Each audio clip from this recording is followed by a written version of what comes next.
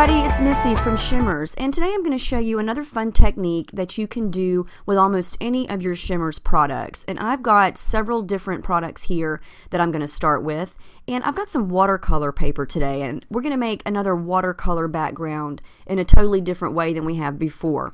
So inklings and creamies, remember you need to activate them by adding water and letting them sit for a few minutes. Now for this technique, I'm going to start with a paintbrush and just plain old water, and I'm just going to add a lot of it to the paper so it's pretty saturated.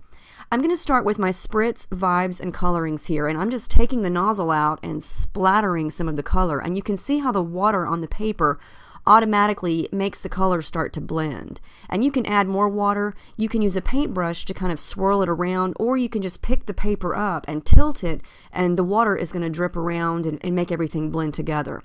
Now the sprays that I'm using are Caribbean Sunset, Mango Tango, and Pretty in Pink, and these three colors blend together really, really nicely, and I love watching them swirl together as I move the paper. This is creating a really fun and pretty watercolor look. Alright, so now I'm going to come in with creamies and inklings. This is an inklings called Can't Elope, and I love that name, and it's a really pretty orange color. This one is called She Packs a Punch, and I'm just making sure my brush has a lot of water as I dip it in the paint, and I'm just splattering it around again. And as you can see, the colors are blending together really, really easily, and I love the effect that this gives. This is a creamies in My Clementine, and I'm also going to add grapefruit and just peachy.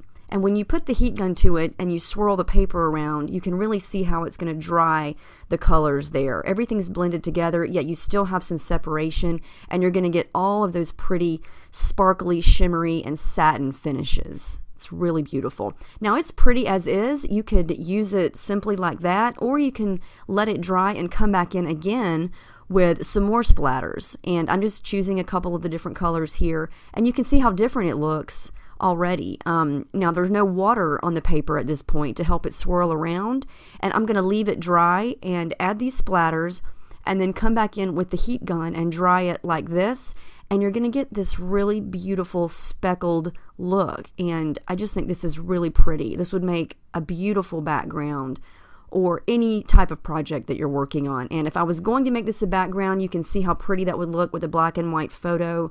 It's the start of something really pretty, I think. And here's some close-ups of the detail of those splatters and all of that color.